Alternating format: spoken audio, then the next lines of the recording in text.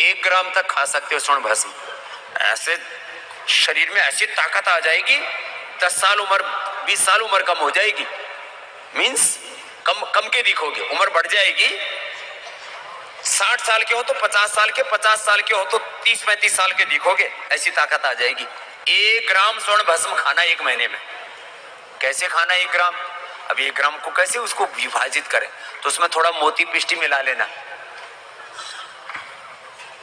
उसमें 30 ग्राम मोती पिष्टी मिला लो और आधा ग्राम सुबह शाम खा लो। फिर किसके साथ? मलाई के साथ खा लो। शुगर नहीं है तो शहद के साथ खा लो। शहद या मलाई के साथ स्वर्ण भस्म खा लो। यह एंटी एजिंग, पहले राजा महाराजा खाया करते थे, हमने सबको उपलब्ध करा दी है, और सबसे सस्ते और 100% प्योर। ये बड़ी बात है, नहीं तो स्वर्ण भस्म के नाम पर कुछ भी घोट दिया करते लोग। आजकल तो इसकी टेस्टिंग आ गई है, उसके पता लग जाता है कितनी स्वर्ण भस्म है इसमें। पतंजलि की जो स्वर्ण भस्म होती है ना, ये स्वर्ण भस्म है, इसमें 98 या 99% स्वर्ण भस्म होती है। बाकी जो औषधियां घोटाई करते हैं ना जिसमें बार बार, उसका अंश होता है 1-2%, क्योंकि वो बार बार फुट देते हैं। कम से कम 50 से 100 फुट देनी पड़ती है इसमें, 50 से 100 बार अग्नि में फूकना पड़ता है उसको, एक सडन टेम्परेचर के ऊपर, अलग अलग औषधियों का रस डाल करके। ये काम पूज्य स्वामी मुक्तानंद जी, हम लोगों ने अलग अलग काम बांट रखे हैं, आचार्य बालकृष्ण जी ने, स्वामी मुक्तानंद जी ने और हमने। ये काम हमारे एक सन्यासी करते हैं। एक बार जोरदार अभिनंदन है पूज्य स्वामी मुक्तानंद जी का।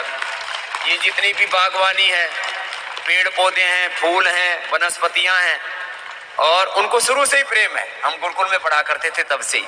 और भस्म, रस रसायन, वो विभाग वो देखते हैं। अलग अलग उत्तरदायित्व ले रखे हमने। तो जिनको बड़ी बीमारियां हैं, पार्किंसन है, जिनको SLEMS ऑटोमेन डिजीज है, जिनको का हार्ट गड़बड़ हो गया है, जिनको MND है, MND वालों को 1 ग्राम तक लिख देता हूं मैं, पूछ लेता हूं भाई सामर्थ्य है तेरा खाने का? थोड़ी बहुत हम भी मदद कर देते हैं, फिर उसकी थोड़ा कमजोर हो तो उसको थोड़ा अपनी तरफ से थोड़ी जितनी हमसे बन पाता है मदद कर देते हैं। लेकिन कहते हैं भाई देख तेरे को खाना तो पड़ेगा। एलोपैथी में तो लोग 25-25 हजार, 50-50 हजार, 1-1 लाख रुपए का इंजेक्शन लगाते हैं और ड्रग्स देते हैं कैंसर जैसे रोगों में और ऐसे बड़े रोगों में। तो ये कर लो ना भाई, क्या दिक्कत है? स्वर्ण भस्म लो, हीरक भस्म लो कैंसर में। और ये कितने ऐसे सोना चांदी हीरे मोती की सारी दवाई हमने बना रखी है, बाईं तरफ रखी हुई है सब, ये सारी औषधियां इधर देना। ये जिनको बड़ी बीमारियां है ना, वो ये देखो, ये तो इम्यूनोग्रिड गोल्ड है। सामान्य इम्यूनोग्रिड से बात नहीं बनती, जब बड़ी बीमारी हो जाती है ना तभी इम्यूनोग्रिड गोल्ड देनी पड़ती है, ये न्यूरोग्रिड देनी पड़ती है, न्यूरोग्रिड गोल्ड।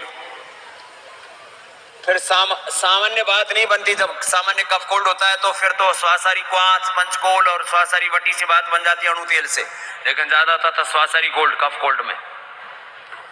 जब ज्यादा हो जाए दर्द तो पीड़ानील गोल्ड। ये स्वर्ण भस्म का थोड़ा सा भी अंश आता है ना, थोड़ा सा भी अंश आ जाता है, पूरा चेंज हो जाता है, सब पूरा चेंज हो जाता है।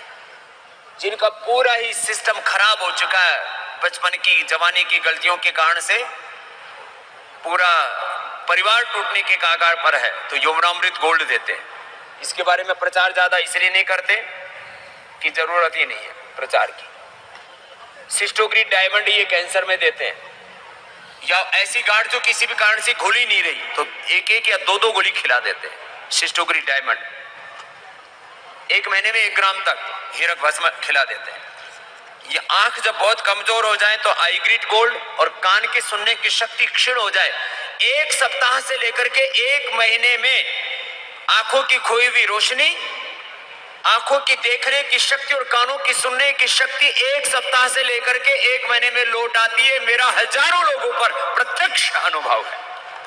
ये ऐसी चीजें बनाई हमने। पहले आयुर्वेद में ये एडवांस रिसर्च का किसी के पास में ना तो सेटअप था, ना वैसी दृष्टि थी, ना उसके पास में संसाधन थे। आज हमने इस पूरी प्रक्रिया में आप सबके आशीर्वाद से, आप लोगों के सहयोग से, और भाई कुछ हमने भी हौसला रखा।